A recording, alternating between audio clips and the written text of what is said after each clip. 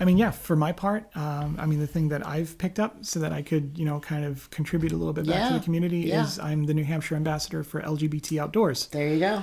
There you go. That came about.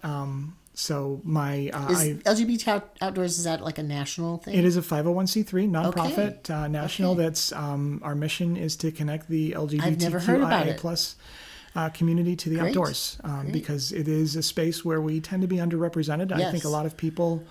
I mean, you think about. I think about just women in general around here, or really anywhere, going out, walking in a place where there's not a lot of people, especially like in the later afternoon or something like that. Like even for myself, if I see a man coming from the other direction, like I get a little bit nervous because I don't know if that's a safe person or not. So, they are national. They're based in Texas, so that we've got a lot of ambassadors in Texas. Colorado's really big. And then there's a handful of us sprinkled, throughout the states. For my part, my daughter is pan. So, so she identifies, and obviously, we're different because hers is, more of like a sexuality thing, and mine is gender related. But, we were looking for, a group that we could, maybe connect out with and go on like, a hike or some kind of an outdoor event to do with. And in New Hampshire, I was having a very, very hard time finding one. There's one website, Gay Outdoors, and then I checked it out, and it's basically like 99% gay men, which I've got no problem with gay men absolutely whatsoever. I love my gay bros, but I don't really fit in with that crowd. No. I was like, okay, well, this definitely is not for us. Sure. So I kept, searching around, and there's a couple of organizations. The two big ones are probably the Venture Out Project, which is actually based in Vermont. Incidentally, they don't do anything over here next door in New Hampshire. So strange. So I looked into, because they do a similar thing, but their thing, they only take volunteers at a certain part of the year. And at this point, like that had just happened. I'm like, well, I'm not going to wait a year to do this. So I kept searching, and I found LGBT Outdoors. Great. And that was basically like an application, an email, a video interview, to make sure that it was. So what are your roles then? What do you actually do in this role? So as an ambassador for LGBT Outdoors here in New Hampshire, my job is to run the local New Hampshire chapter Facebook group. Yeah. Okay. Which is a closed group for people that they can sign up for, and they can join us on there. And I organize events. We've done one so far. We've got another one coming up probably this month, which basically, like right now, I'm doing group hikes. When the weather starts getting nicer. Well, actually, as things get snowier, we'll probably do a little bit of snowshoeing. What was your previous event? It was a hike out, a fall hike in Hancock, up Scottatawkee and Thumb Mountains. Okay. So I don't know if you know the area very well, but Thumb Mountain is a relatively small mountain. I was trying to do something that would be relatively easy. So it was a 5-mile loop, and people look at me kind of cockeyed sometimes. I'm like, it's only 5 miles, and they're like, that's a lot. Yeah, you should probably have like different levels, like low impact, high impact, that sort of thing. So we'll be mixing those things up a little bit. But in this particular case, it wasn't a ton of elevation gain. It was 5 miles, which is a pretty average hike around here. And then there was some great views, because from the top of Thumb Mountain, it's about 12 miles away from Mount Monadnock, which is the second most climbed mountain in the world. Oh, really? Mount Fiji, yes. I didn't know that. There you go. Yeah, fun little facts about New Hampshire. I know there's a lot of little tiny ski resorts around here. That's about all I know. Plenty of those, and we have more colleges than prisons. Okay, great.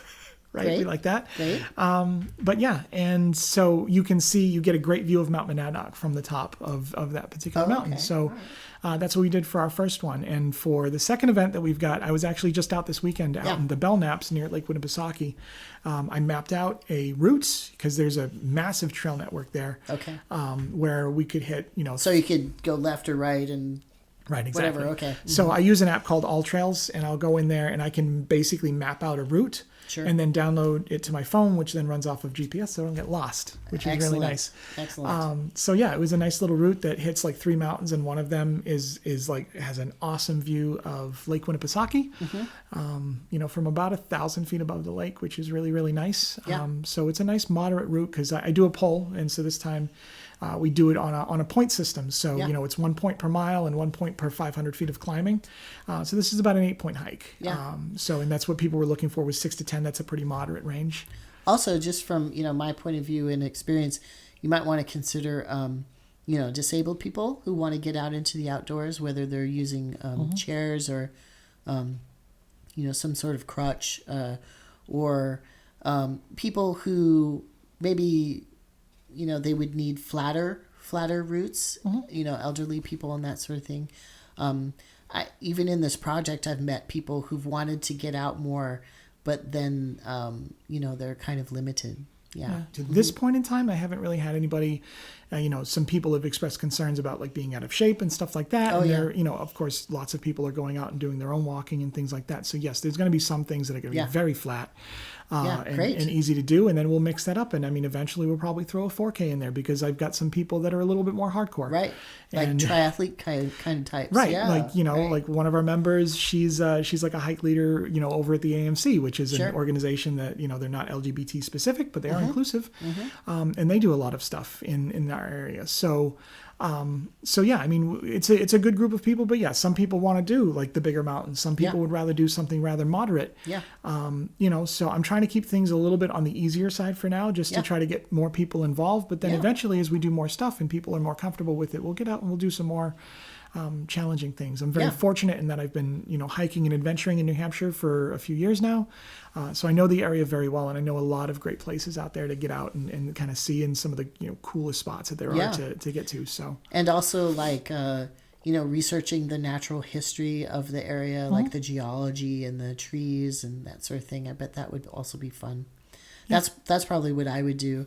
I'm not much of a hiker anymore, due to some problems, but I love reading up on the geology and then taking short hikes and then actually going and finding it.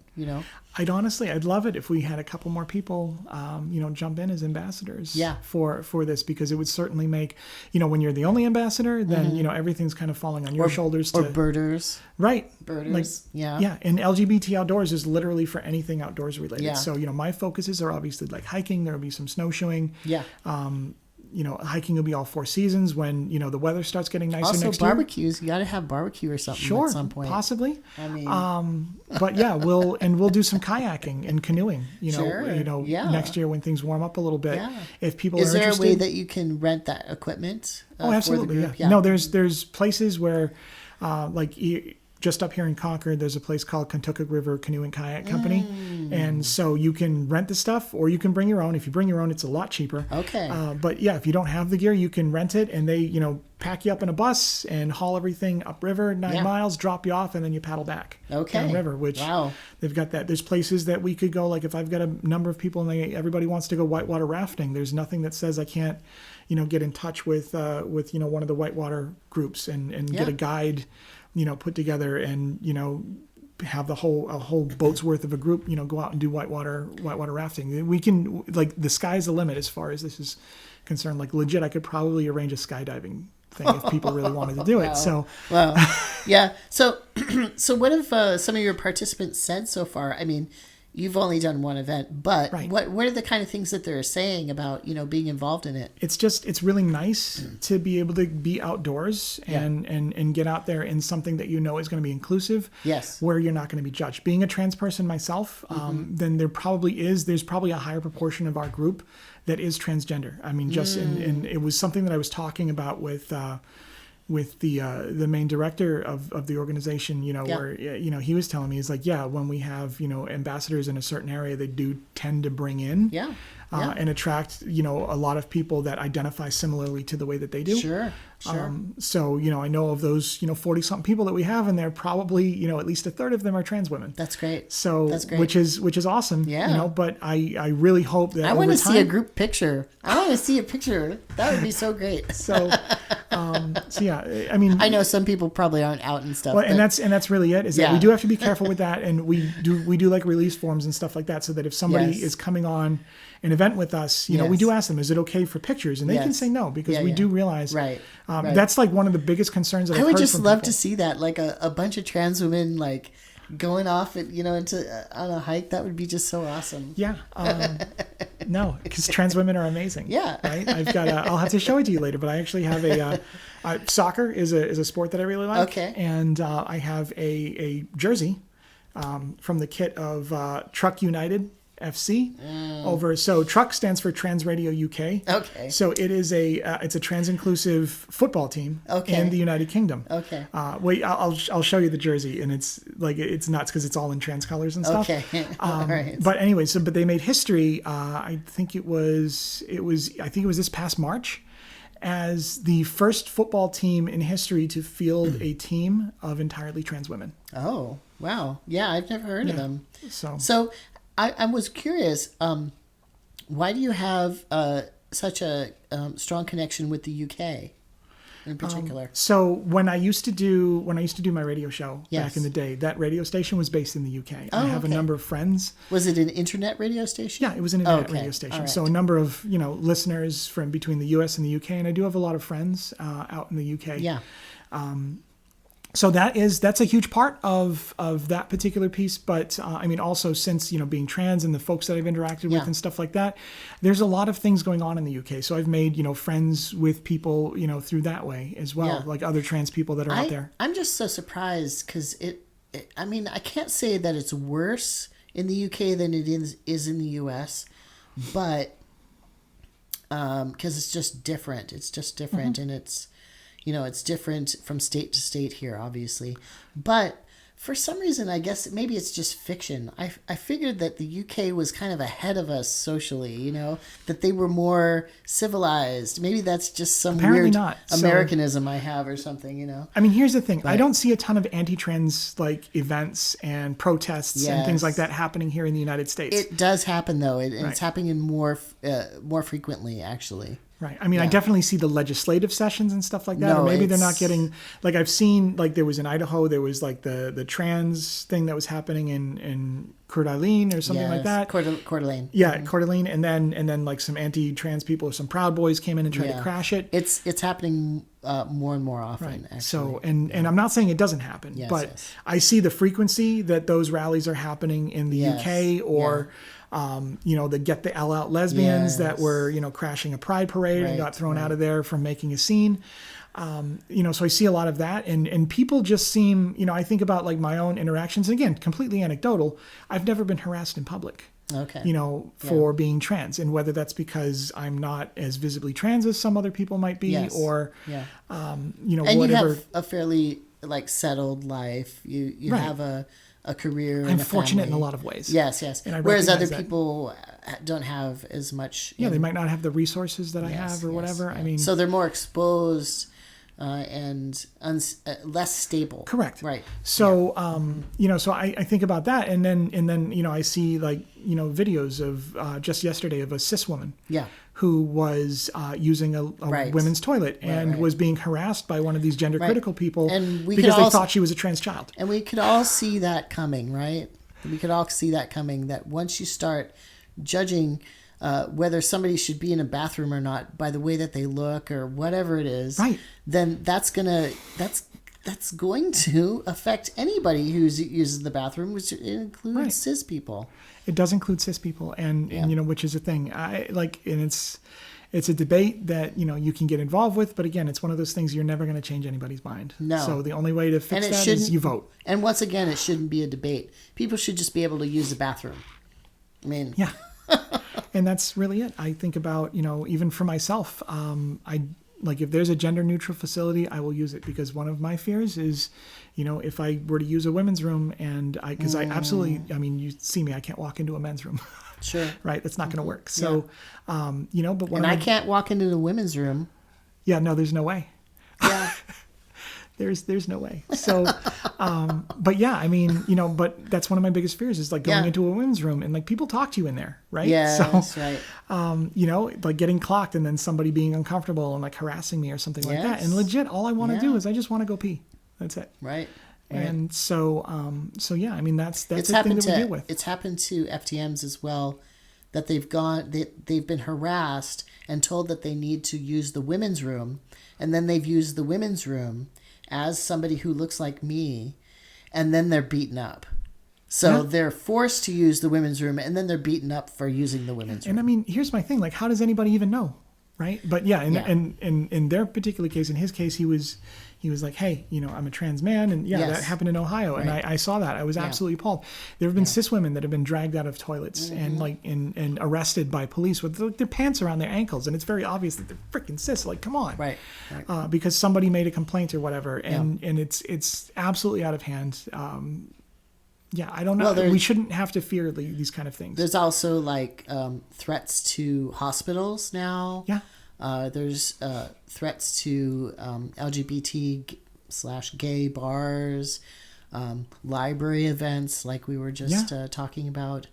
And there are groups of people on the internet who are kind of guiding these domestic terrorists. I was going to say sort of domestic terrorists, but they are. It is not sort of. It's not sort of at all. Yeah, they're very organized, and they are doing domestic terrorism against Americans. Now, whether you believe or not even believe, but whether you like LGBT people or not, whether that's part of your religious background to be tolerant or to love, LGBT people, that doesn't matter. We have people, Proud Boys, etc., who are going after other Americans just for living their lives, for having events. Everybody in America should be against that. That's what I think, I would agree with that. Yeah. But, it's one of those things like freedom, but to live the way that they want and for other people to live that way as well. And I think that that's really where the message has been lost. Yeah.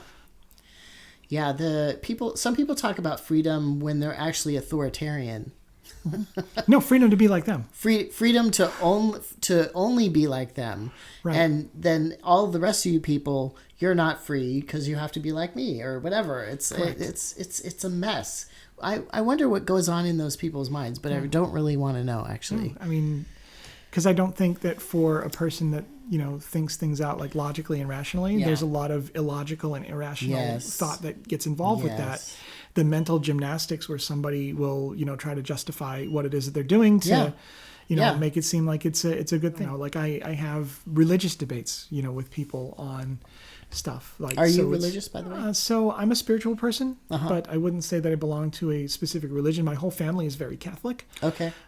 Which on the surface you might think like, oh gosh, you're trans and your whole family's Catholic. Well, I'm not one of 3 trans people in my family. So one of the things that my family has come to terms with when it comes to Catholicism, the Bible, you're talking and things about like your that. extended family. Yeah, my extended family. Even like I used to go to church when I was a kid. My mom, to my knowledge, still goes to church on a regular basis, right? She was one of the most accepting people when I came out. Yeah. But people will surprise you sometimes. They will. And also, you can't really paint religion with just one brush, right? Even in Catholicism, which maybe some people would think is very conservative, there's the whole workers' movement. Mm-hmm. There's all kinds of social movements that have come out of Catholicism that are very pro-social, that care about people, care about humanity, are very tolerant. So, and I think that a lot of the issues with Catholicism, because there's been some, in newsworthy anti-trans stuff coming out of there. Sure, of course. But the thing that I like to point out to people is that I've read that Bible cover to cover. Yeah. And there's not a word in there about that would support transphobia. Yeah. There's nothing in there that said about trans people one way or the other. Yeah. Like, we're not supported. We're not. There's nothing against us. What did Jesus say? He didn't say anything about trans people. No, he said to be tolerant, to love people, to love people and things like that. And there's a great quote that I have. It's one of the few things that's like super public on my Facebook profile, and I don't have it in front of me, so this isn't going to be exact. But I can never memorize the stuff either. I've got the gist of it though, and the gist of it is that when you die, God isn't going to ask you about the gay couple living down the street. Sure. Right? He's not going to ask you about the drug addict or the prostitute or the person who used to be a woman that feels more comfortable living as a man now. Sure. Mm-hmm. Right? He's going to ask you how you love those people as he called you to do. That is the message that's in the Bible. And for people, like it infuriates me sometimes for people to say, my firmly held religious beliefs mean that I can't, believe you. I can't affirm you for being trans and things like that. When you look in the Bible and it literally said, like, we existed at the time.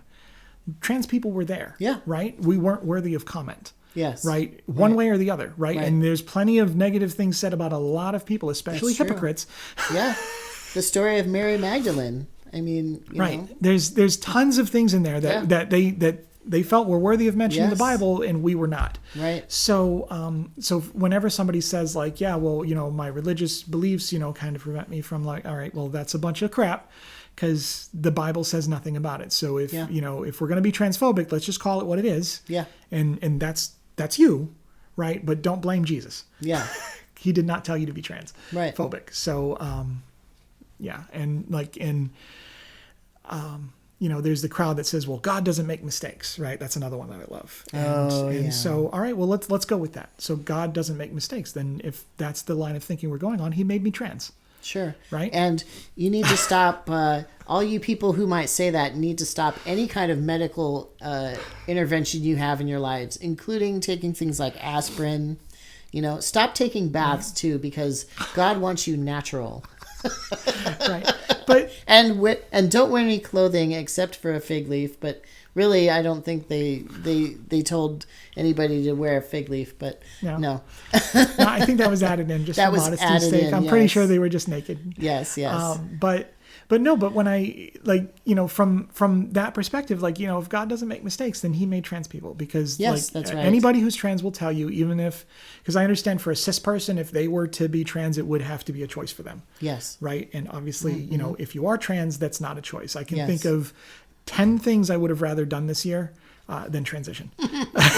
I hear you. Without getting even very far into it. Yeah, people think that it's some trendy thing. No, you turn your life inside out. I have had to change almost every aspect of my life. I go out in public, I am treated massively different than I used to be treated. Mm-hmm. I am, because you're read in a different way. Like people treat me as a woman now, for good or ill. Yeah. There's, it's not all sunshine and rainbows. And, I think of all the things that I had to do to change to get to this point. It's more than just, donating all of my clothes to a charity and then having to buy a completely new wardrobe. There's the doctor's appointments. There's dealing with all the legal stuff too. Right. There's dealing with the social aspects between, family and friends and work. And it's like your business is public. Right. I mean, even if you're not like on the internet or whatever, your business is public because you're changing these relationships. You're changing, You think about the awkward interactions that you have, that like the questions that people will ask you or say to you that they would never say to a cis person. Right. Which we discussed a couple of those things before. What do your genitals look like? Exactly. Like who would ever ask anybody else that? Right. Sure. And while I have spent a significant amount of my life, wishing that I had been the other gender and things like that, what I never really put much thought into, like other people's genitals. Right. No, not never me either. Really crossed my mind. I don't care what's in your pants. Yes. It doesn't matter to me. Yeah. Right. It's honestly, unless you're like my boyfriend or my girlfriend or something like that, it's not my business. Yeah. It's almost obsessive. Like these people who are transphobic, they're so obsessed about genitals, but also, I mean, what other people are doing with their lives, that has no impact on them whatsoever. I mean, it just must be seething within them. And, I don't feel sorry for them because they're attacking us. They're attacking us. Who is it? Caitlyn Jenner, she keeps doing that. She keeps saying, oh, all you trans people are complaining and making all these threats. And I'm not into threats, so I'm not going to, condone that. But also she doesn't provide any evidence of threats, so I'm kind of wondering about that. Well, like a lot of right-wing people, they say some stuff and then it could or could not be rooted in fact. Yes, exactly. But she complains that people are just mean to her or whatever. But guess what? She spreads propaganda that is used against trans people. Yes. I mean, she's paid to do that. Yeah. So, you know what? I think of her as a bit of a shell. You sowed those seeds. You sow those seeds yourself. People don't love you because you are a hateful person. Sorry to say it. Yeah. And unfortunately, there's a few people out there like that. Yeah, there really are, which is really terrible. So a lot of times I think it's a grift too. I think it's a way to gain notoriety, to make money. Some of these people are actually making money off of this. Being a trans person who is anti-trans, help. I'm very thankful that, for the most part here in New Hampshire, we've had a few small incidents, but, like in Rochester, when they tried to do a book ban, the city council shot it down 12-1. Like it didn't even get off the ground. Awesome. Even though it was a state senator that came in and introduced it, book bans. They basically said, no, this isn't happening here. Book bans. Goodness gracious. But that's where this is going. It's so crude. Book bans are so crude. I mean, when it gets headlines, and that's really what it is. Is no press is bad press, so to speak, and that's really what it is. Because I'm positive the person that proposed that knew that it didn't have a snowball's chance in hell of actually getting through. It's always my favorite books that they try to ban, though. I mean, it's like I look at those lists and I'm like, if I haven't read that, I want to read that other thing. Right. I don't know. I mean, for my part, like if I find like a book is offensive or I don't want to, read it, I just don't check it out at the library. I don't buy it. Yeah. And I don't read it, and that's fine. I used to live in Berkeley, California for a little while, and I would go to their library, and they had just a fantastic library there, the central library there. Mm-hmm. And like the people who worked there were really on it, getting like good new literature in there and whatnot, and nonfiction. And I got on this trip for a little while where I was reading the atheists, like Sam Harris and all them. And so, but it was actually hard to find their books. You'd go to that section and they would all be checked out. And then you'd go into the database and it would say, lost or something like that. So what people would do is they would just take the books and destroy them. And so the library had to continuously buy these books to replace them. Yeah. So it was like their own private book burning or whatever. Sure. Well, I mean, to each their own, I guess. The interesting thing about that, though, is I read those books and, I used to be an atheist, but actually those books turned me away from atheism because they were so obnoxious. Yes. And it actually spurred me to look more at spirituality and religion. So people who are religious who are doing these things, you're actually doing people a disservice because that information is actually helpful if people want to come back to religion sometimes. Sure. Yeah. So, yeah, I mean, I think any group, there's people that can offend somebody right out of it. So yeah. Unfortunately. Well, yeah. The thing about being offended is interesting. It's almost like we're becoming very sociopathic. We want to offend other people, or we glorify offending other people. And if anybody does take offense, we think of them as weak, even though it's hurting them. That's a sociopathic response. Yeah, I agree. Yeah, that's why I've gotten very good at walking away from stuff. Yes. Letting things go and just... Yeah, no, if somebody is, if I find somebody to be really offensive or trying to be hurtful or anything like that, I have found that probably the worst thing that I can do is overly react to it. Yeah, because they love that. That's why they're doing it in the first place. So, yeah, if I've got somebody who's, trying to be offensive or, actively trying to hurt my feelings, I'm just like, okay, I'm done here. And that's it. And I will just turn my back and go. Yeah, I noticed there's a little switch. Like at first I'm like, okay, maybe they just want to talk about this. And then I start to notice, they're not really thoughtful in this, and then it's time to turn off. Yeah. And I've had that where I've started a discussion with somebody thinking that they were asking questions in good faith or something like that, right? Because you come across a lot, because you said you've only seen very few trans women except for this group that you started, which is pretty amazing, right? And you're often somebody who people are meeting you and it's the first time they're really meeting a trans woman, or that they know or about. Any trans person at all. I mean, for a lot of people in my life, again, outside of my family, because I'm one of 3 among my first cousins, but like a lot of people at work, I'm the only trans person that they know. So, and that puts me in an interesting position, because now I'm the one that's responsible for their entire perception of trans people. Before they knew that I was trans, or before they met me or whatever. I mean, maybe they got their information off of, because often, like, if I had $1 for every person that said to me, gosh, you're not at all what I imagined a trans person would be like. Right. Right? So what do they imagine I know, that's what I'm saying. That's usually my like? follow-up question. Like, what did you think the trans people were? And apparently, like, a lot of people, like, we're a caricature or... it's meant to... Right, it's meant to evoke, like, a reaction or something. I think of, like, myself, it's right? meant to misrepresent. Right. Like, I'm not a super duper hyper feminine person. I don't wear dresses. I don't wear heels. I don't wear makeup generally. Yeah. I don't have a lot of jewelry or anything like that. Many of your peers of the same social class and the same, family life and profession are very much like you. They're not completely over the top or... No, when I go to the bus stop with my son in the morning and I'm not really looking any different than any of the other women there that are, like, like they just threw on like a cardigan sweater and, like some slippers and, walked out to the bus stop. Like, it's not, I'm just a lot more comfortable with myself, but that's really where it is. And, again, I don't fit, that mold. When I go out, to the grocery store or something like that, I don't really excite comment. I'd like to think I blend in relatively well. Yeah. Like, not to the point where I'm like exciting comment one way or another. I think that when people look at me, I mean, I'm treated a lot differently now than when I used to male present. Yeah. In what way?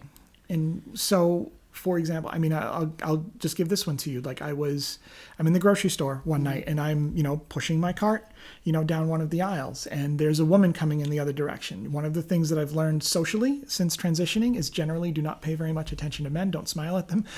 Oh, yes. You don't want to do that. They look at your face and then their eyes like drop right down to your chest. There are some nice men that are out there. I'm not going to like knock all of them, but that happens an awful lot. I had a funny thing happen this morning, actually. A lady in the car right next to me, I was at Planet Fitness this morning, taking a shower and stuff. And she was vaping. She was vaping a lot. And then she looked over to my car, and my dog is super cute. And she's like, "Oh, what a cutie," or something. She said something like that. Her window was up, so I couldn't really hear her. And I said, oh, thanks.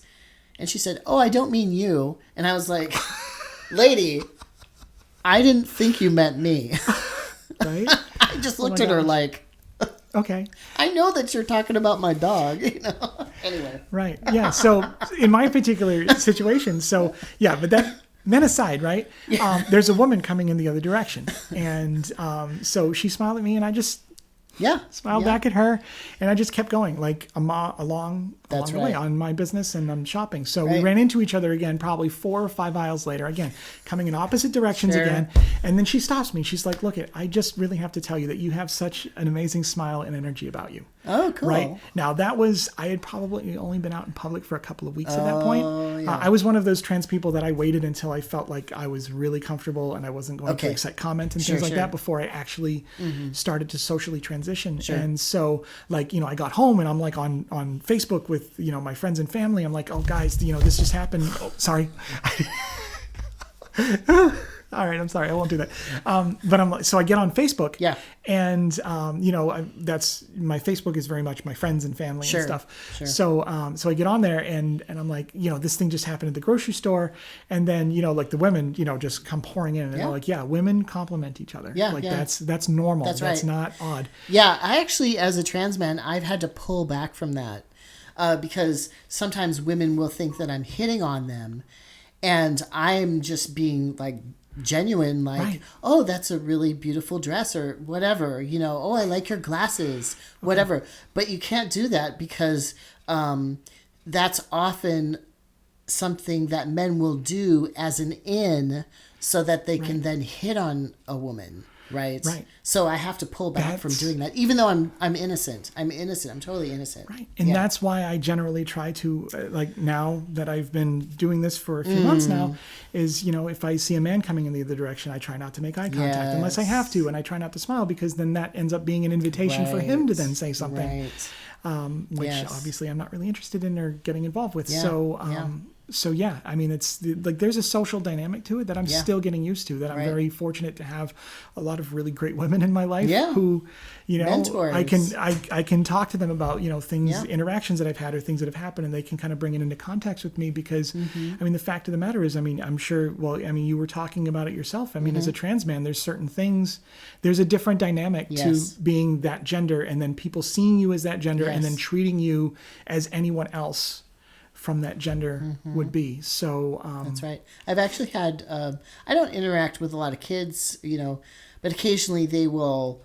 because kids are just like playful or whatever, they'll say hi to me or whatever, and I've had to pull back from that as well because mothers do not like it when men interact with their children at all. I'm not touching them, I'm just like, oh hey, when they say hi to me. Right. So I pull back from that, but then also I won't interact with them at all. And I've actually seen mothers pull their children in the other direction, even though I'm just going about my business. Right. And I will tell you that hurts my heart a bit because, I'm a softie, I'm a pacifist, I'm not like an abusive person. So it does hurt my heart, but I understand the fear. I totally get that fear. Yeah. Totally. So yeah, it's just like I know what you're talking about because a large chunk of my life I was in that. Yes. I was socialized in that way. Yes. And yeah, I mean, things are different now. Like, women interact with me now. If I'm out, like, we talked about hiking and stuff before. That's a huge dynamic shift that I've seen when I'm out on trail is that before I transitioned and before I knew I was trans, if I was out on like a trail or something like that and I saw, say, a couple coming in the other direction, I would always interact with the man. Okay. Right? He'd be the one to say hi. I'd be like, hey, how you doing? We'd exchange some information about, like he'd tell me what's coming up ahead. I'd tell him what I just, went through or whatever.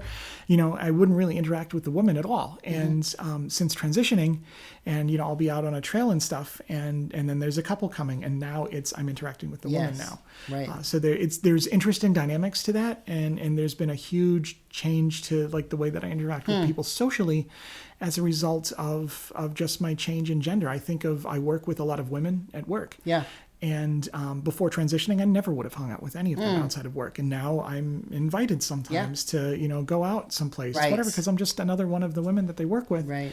I'm going to have to think about that when you were talking about the interactions with only the man or only the woman, because I came up, as a feminist when I was younger. So I always try to make sure I talk to, if there's a man and a woman, that I talk to both.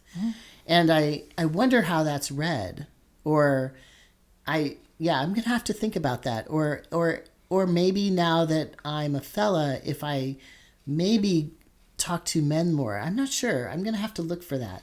Yeah, because I'm not real conscious about how I do that now. Yeah, I mean, where I'm still relatively early in transition, all of these things I tend to notice. I'm like, oh, that's different. Oh my gosh, that's different. Yeah. I've never been treated like that before. Like, as a guy, like nobody holds open a door for you. Yeah. Right. Right. And then as a woman, then somebody holds open a door for me, and then of course I get the heebie-jeebies because, like, guys hold doors open for women so they can look at their butts.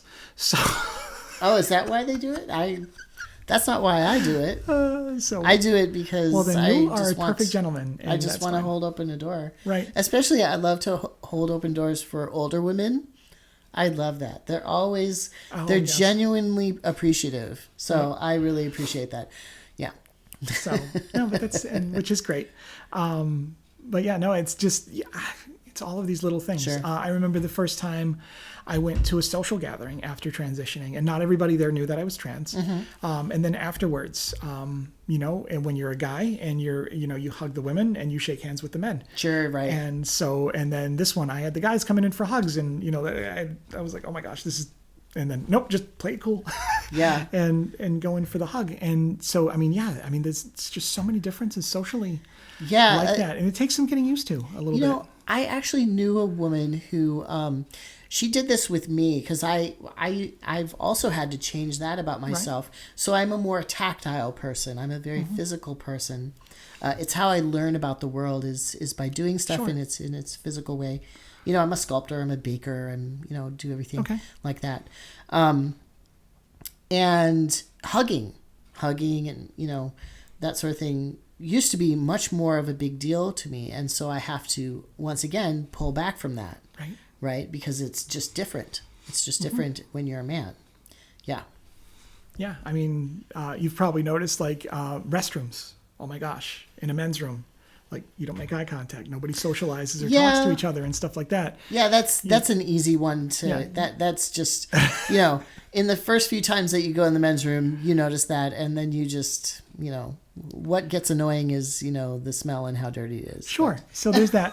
But I think about then you go from in the other direction. Yes. And then you're used to like you're going in there like I'm here to do a thing, like take care of business, wash my hands, and leave. Right? Yeah, and then you go into a women's room. I never socialized when I was a woman in the women's room. People are like, "Oh, hey, how are you?" and stuff, and I'm like, "I don't even know how to deal with this." Yeah. So. Even when I was a woman, I didn't socialize in the bathroom. I just went. Yeah. So it's differences. And I'm sure that over time and stuff, I'll get more and more used to it, and it'll just be far less remarkable. Sure. Right. So, but yeah, while you're in these earlier stages, like everything is like new and shiny and you're like, oh, that's different. That's different. So yeah. And a lot of it feels really good. And some of it doesn't. Are your kids, part of any sporting events at school and that sort of thing? Okay. No. Because I was thinking that maybe you could be like a soccer mom or a hockey mom or something. Yeah, no, nothing like that. So, no, my daughter's in Girl Scouts. My son he likes his video games and stuff like that. And he comes out with me hiking sometimes. Okay. But yeah, I mean, they've never really been into like sports and stuff, which is great. Why? So, why is that great? Well, because I look at a lot of the parents that their kids are into sports and stuff like that. They can't do like fun random things on the weekends because everything is scheduled out. They have a game and they have this and they have that. And there's so many things going on where it's really nice for us to wake up on a Saturday morning and we don't have plans and we're like, hey, great, let's go on an adventure someplace and go to this really cool place in like Springfield, or we'll go up to Vermont, or sleep in and make blueberry pancakes or something. Or whatever the case is, right? And we're not like, that's what I would love. We've got, a game on Saturday and then somebody else has something going on Sunday and we've got to do this and that. So we do plan things out. Too scheduled. That's too scheduled. Exactly. We do plan things out, but we have a lot more freedom in the stuff that we do, and we can just do things that that fancy us in a particular weekend or something. Yeah, I was just imagining that you would make like a good hockey or soccer mom, like, and what that would be like socially. Because I have no idea, but there should be a movie around that or something. That would be really interesting. The trans soccer mom or something. Yeah, no, it would be. I mean, yeah, even just, that, particular role in the way that people see you, like even just at the bus stop and stuff, because they knew me before. That's right. Right. That's right. A lot of people that knew me before. Do they before, recognize you? Not at first. I always, even people like at work, like my own clients at work, I had a person that met with me 3 days before was my last day as a man at work.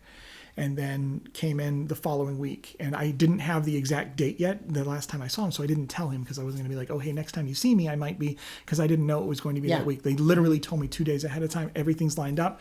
We're going to do things over the weekend. Right. So like I left work one day as my old self. And then I came back in the following Tuesday because it was the holiday weekend as me. Okay. And so I didn't have a chance to tell all of my clients that I was going to see that was happening. Because again, I found out on Thursday that Friday was my last day as my old self. So he comes in, and this was such a great interaction. And where he walks in, and one of my coworkers, brings him over to the office, and he's like, "Oh, where's Dead Name? Are you helping me today?" And I said, "Yeah, I am." And I'm looking over at my coworker, and she's like got the smile on her face, right? Because it's very obvious that two things have just happened. One, he didn't recognize me, right? And he had just seen me a week before, right? And two, he doesn't realize I'm trans. So he sits down, and we're talking for a second, and I'm like, I can see that she's about ready to burst out laughing. So I'm just like, so it's probably not incredibly obvious, but I used to be Dead Name. And so he looks at me, and then his eyes fly open. He's like, "Wow, good for you." Do you like that term, Dead Name, by the way? It is what it is. Whenever people use it, I get a little bit shocked. Actually, I personally, I mean, you can say whatever you want. I'm not trying to police your language. Sure. I just I find I like it better to say my previous name or something like that. Okay. You don't have to do that. I'm just trying to make a point because we have a lot of trauma in our community, just in general. Okay. And for me, it just feels shocking that we use this term "dead name." Okay. Do you see what I mean? No, I see what you're saying. It just brings in some violence there or something like if that brings in negative feelings for you, I can switch that up. No, you don't But have that's generally how I refer to what my old name was. Yeah. I think about it that there are people that were very close to me before that basically treat me like two different people. Okay. Like that person is like legitimately dead. That they grieve for him. Yeah. And they've mourned him, and then at the same time while embracing me as I am now. But very often they'll refer to old me as if it was a completely different person. So for me, like dead name really does kind of fit into that. Yeah. But so in that particular case, to come back to that client, wow, good for you. Like you look incredible. And he's like, I never would have even guessed if you didn't tell me. Yeah. And that is like, between the HRT and stuff like that, if I held up two pictures, of what I looked like, a year ago versus today, I look drastically different. Like my face is massively different than it was before. Yeah. I've seen a lot of those before and afters, and I'm always surprised as well. Even though I've met a lot of trans people, there's like a lot of softening the transformation that some of us go through. And it blows my mind when I see the trans men and where they came from. Like, holy cow. Like, it's amazing what hormones can do to you. Yeah. Incredibly, like it's just one of those things. I look at myself in the mirror and I don't see a guy anymore. Yeah. I keep looking in the mirror recently, especially since I shaved my beard recently, which I'm growing it back. I'm just, doing something at the moment. I look a lot like my dad and my grandpa. I'm like, oh, who is that guy? Oh, a little bit shocking. Yeah.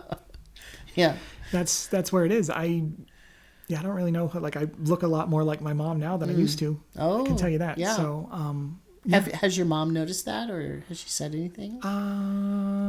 She tells me pretty often like how great I look and stuff. But it's not something that we necessarily talk about. I don't have her hair, so okay.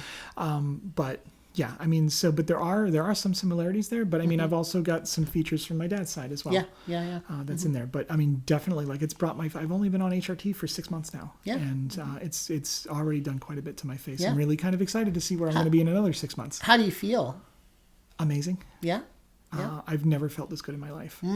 The between the mental effects, the physical effects. Probably the biggest thing, and I don't know how relatable this would be for you as a trans man, but I know I've talked with a lot of other trans women, and there's a similar thing. But it's like I think of like the first part of my life, having been male, and it's kind of like living in a room that's super noisy. Like there's people shouting across at each other, like kids banging on metal pots with wooden spoons. A freight train is like rattling by the window every once in a while and stuff. And then when I went on HRT, and then between my testosterone being suppressed and then estrogen being added to my system, over the first few days, 4 or 5, maybe a week, it was like that room just got very quiet.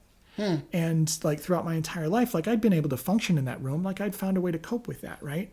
And so you just felt calmer? Yeah. So okay. I felt calmer, and it was like, finally, like I thought I could think before, but it's like, no, I can really think now. Like, oh my gosh, like everything's quiet. And I have my headspace now.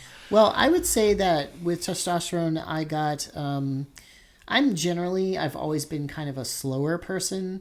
Kind of plodding, whatever. I'm very smart. I'm very intelligent, but I tend to be at a slightly slower pace. But I would say that testosterone gave me a little bit more verve. It gave me more of an impetus to do something, Okay. Yeah, which is nice. Yeah. It'll get me off the couch. Oh, there you go. I haven't really lost any motivations. If anything, I go out and I do more things now than I did before. A lot of that honestly has to do with just me being more comfortable with myself. Yes. And the person that I am. Yeah. So that's been a massive part of it. But I'm a much calmer person. It is so much harder to get me upset now. I think of my kids, just like anybody else's kids, they can be little turds sometimes. And, I used to yell at them a lot and stuff like that. It takes way more to get me to the point, where I yell. I remember I'm in the car once and my son's like kind of being a rambunctious little punk in the back seat. And then my reaction to it post HRT was like, I just reached back and I just, rubbed his leg for a second and he calmed down. And I found that just worked, and I didn't have to raise my voice or really say anything. And so it's a lot of just little things like that where I'm just calmer. I get it's like my happy sad range has like gone out an extra level. You know, I mean, I do cry way easier now. Yeah. I've had an occasional mood swing. That's the only thing that I've noticed with in terms of emotions with testosterone for me is I'm less able to cry. Less, just a little bit. It's like just an edge. It's just an edge to it. Yeah, it's like, basically, I mean, with the estrogen, it's like, you know, my spectrum for happy and sad has just widened out a little bit. I can get happier. I can get sadder. I'm way less restrained, I guess I would say, when it comes to that. And at the same token, like, you know, my angry emotions and stuff like that, like that's been restrained a little bit as well. So yeah, I mean, those are the mental effects. And then the physical effects are just like, I mean, you know, between the changes to my face, a lot of other body changes. Like I'm a narrower person than I was before. I've been losing weight pretty steadily. Oh, okay. I'm actually shorter than I was when I started. My feet are almost three sizes smaller than they used to be. Oh, interesting. Yeah. So there's been a lot of like really... That's a lot of shifts. Yes. Wow. Yeah, no, there was a space this summer. I had like 2 months where my hips got like excruciating. I went through an excruciating amount of pain with those as something was like shifting around. And then like I was out hiking and I ended up falling a couple times because my center of gravity had shifted. Like I wasn't dizzy or anything like that, but it was... I'm generally a well-balanced person, like as far as balance is concerned, because, you know, you're out on trails in New England, there's rocks, roots, and you're tripping over stuff all the time. Not falling is kind of a skill. Yes. But then, you know, when your center of gravity shifts from like up here to, you know, like a foot lower, then that's when you're trying to rebalance yourself, suddenly like that weight isn't where it was before. Yeah. I used to be a lot more stable on my feet. I have a little bit of weakness. Well, I have pretty significant weakness in one of my legs though. So I understand about the balance thing. As I'm getting older, actually more than the trans stuff, because I'm sort of post-trans, you're within it. I'm sort of post-trans. What I'm dealing with is aging currently, right? Yeah, I'm dealing with aging. Like I'm a, you know, a young older person, right? I'm in my early 50s. And so, you know, things are starting to change with me. You know, there are some things that are slowing down and whatever. So that's kind of the transition I'm going through currently. And I think people can relate to that, right, out there. We're all going through some sort of transition, right? So, yeah, I'm not really, you know, going through a gender transition, but it's a developmental change of life, a different change of life. Yeah. Sure. Well, something that most of us go through. Yes, yes. Providing we live long enough for it. Yes, yes. You're what, in your 40s? Yeah, I'll be 45 pretty soon. Yeah. Although people tell me I don't really look it. Yeah, I used to. Yeah. Before HRT, I definitely looked my age, but it does stuff to you. So. Yeah. So that's probably a good place to end. Is there anything else you'd like to say? These are just kind of, you know, conversations. We have covered so much. Yeah. It's been a really good conversation. So thank you. It's not really like a formal interview. If you've watched any of my videos, these are definitely not formal interviews. They're just kind of free form. I mean, I don't know any of the people that I'm interviewing. We usually don't talk at all before. Legit, we just talked for the first time yesterday. Yeah, just texting back and forth. Hey, do you want to do this? Yes. Okay. Here's where we're going to meet. That's it. That's about it. So this is just new off the cuff here. That's it.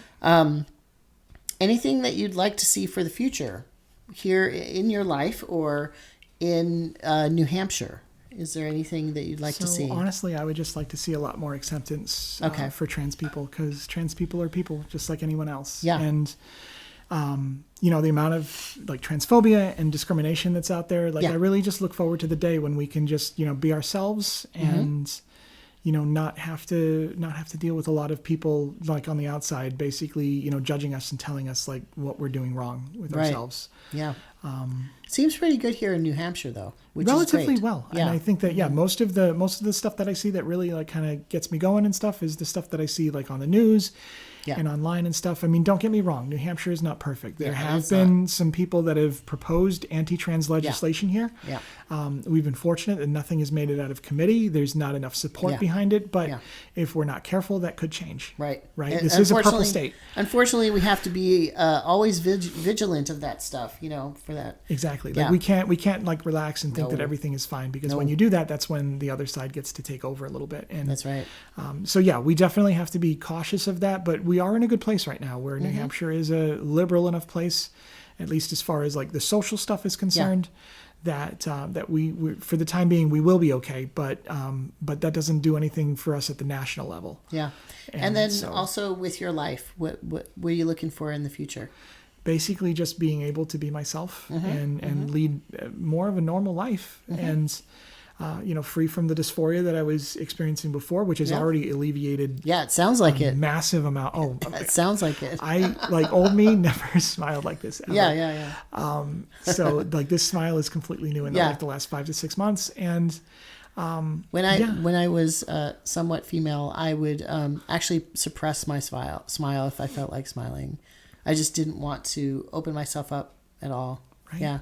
So unless I'm surrounded by strange men, I generally, but just being able to be myself, be comfortable in my own skin, be happy, and then lead a normal life like any other woman would. And that, I'm probably a little ways off from that. But, because I just, you're pretty new. Yeah, I'm a baby trans. So, that's something I am looking forward to a time when I'm not thinking about my gender, where I'm just like kind of going about my life and everything is just kind of normal. And then I can focus on other stuff. Yeah. That's kind of what I mean by being post-trans. At some point it just kind of fades to the background. You are who you are. And that's what it is. Yeah. It's not that I'm never not going to be trans. Right. I'll always be trans. It's not like I'm like, oh, I'm not a trans person anymore. Obviously that's my history, but it's, you just don't think about it anymore. No, and that's exactly getting to that point. But I mean, if anybody ever asks me, like, yes, I'm trans, like I don't hide that. No. It's not like a secret. But also, like it's just telling random strangers, it's not any of their business either. No, well, I don't bring it up. If it comes up, then I tell people. Yeah, right? It's not something that people can demand of you. Right. No, if somebody asks me, then yes, I am. But if I'm meeting just some random stranger on the street or something like that, it's not even going to come up. Right. It's also none of their business. And really it isn't. Yeah. Right? Going back, the GCs, the gender criticals, or genital cops, as I like to refer to them. Right. Oh, yeah, that's a good one. Good one. Yeah. So, they are very obsessed with genitals. So yeah, they're obsessed with a lot.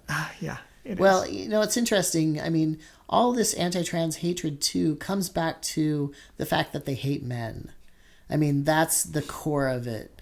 They hate men, and then they associate trans people with being men. Trans women, and then they figure somebody like me is just a confused woman, right? Right. So I've been led astray or something. Oh, I mean, I've had gender critical people say, well, I don't mean you, because obviously you're who you're supposed to be. But what about all of the men who would pretend to be someone like you? And then that's who I'm really worried about. Are they trying to get you on their side or something when they're saying I think that's what the point of that was. And, what? But I do point out to them, like, you have to understand that trans women, being women, we have a lot of the same fears that, any other woman would have, especially when it comes to like men and things like that. Like, it's not like we can't be assaulted or, abused in a lot of the same ways. You think I want like some guy that's going to try to pretend to be trans, but the fact of the matter is he doesn't have to. Yeah. And why go through the trouble of it if you don't have to? And I really think that whole argument where it's like, I'm sorry, I have to discriminate against you because someone might pretend to be you, and that's the person that's really making me feel frightened. Yeah. Right? And that's a bunch of crap. I think that we live in a free society where people that do wrong things are punished. Yeah. And we don't punish people that haven't done anything wrong because we're afraid that they might be like someone else. And we've dealt with that a ton of times with all kinds of types of people, right? We do that all the time, though. I was just talking to a disabled person who is punished because some of the medications he needs to take are abused. Mm-hmm. So they are limited for him even though he needs them. Yes. Because some people are abusing them. So we are preferencing, this idea of punishing people and punishing criminals, but at the same time we're punishing people who need it. Right. Well, I mean, think back to, this is a horrible thing that happened in World War II where, the Japanese attacked Pearl Harbor. Sure. And then Japanese people like all over the United States were rounded up and put in internment camps because we couldn't tell the good ones from the bad ones kind of a thing, which is like, that's such a It's insane. Insane thing to punish like all kinds of people because we were afraid of what a couple might do. Right. And we just keep repeating that over and over again. And now it's with different groups. I mean, pretty much every group except for white dudes. Yeah. Except white Christian dudes. That's it. Straight white Christian dudes, like they don't get discriminated against, but boy, they sure complain about it though. Oh my gosh. Yeah. Don't they? They're so discriminated against. Oh. I know, totally. So, I mean, poor fellas, right? That's where it is. But yeah, so that's where it is. We are going to have to stop though. Yes, I'm not. Okay, we're out of time. This is a very busy professional, and I am not. So I'm glad that you're looking at the clock there. Thank you so much for lunch, and thanks for meeting me. Thanks for inviting me into your home. I love coming into people's homes. I know it's a bit of a risk, right? Because I'm totally a stranger. So I appreciate you allowing me here. I've seen enough of your stuff that I felt like you were kind of legit. So yes, luckily, I mean, because of some of the anti-trans stuff, it's actually been hard sometimes getting people to interview. Right. So even though my having a public presence has upped the level of discrimination I faced in my life, unfortunately, it also helps people connect with me so that I can do this project. Right. So. Yes. Well, if you were a straight cis dude, I probably would have been a lot more nervous. So. No. Yeah, don't do that with straight cis dudes. Do it with a nice, sweet, pacifist trans guy. So that makes sense. Okay. All right. Thank you so much. You're very welcome. Thank you for meeting me. And this is cool. It's been really fun. Thank you. Cut. Cool. See you later.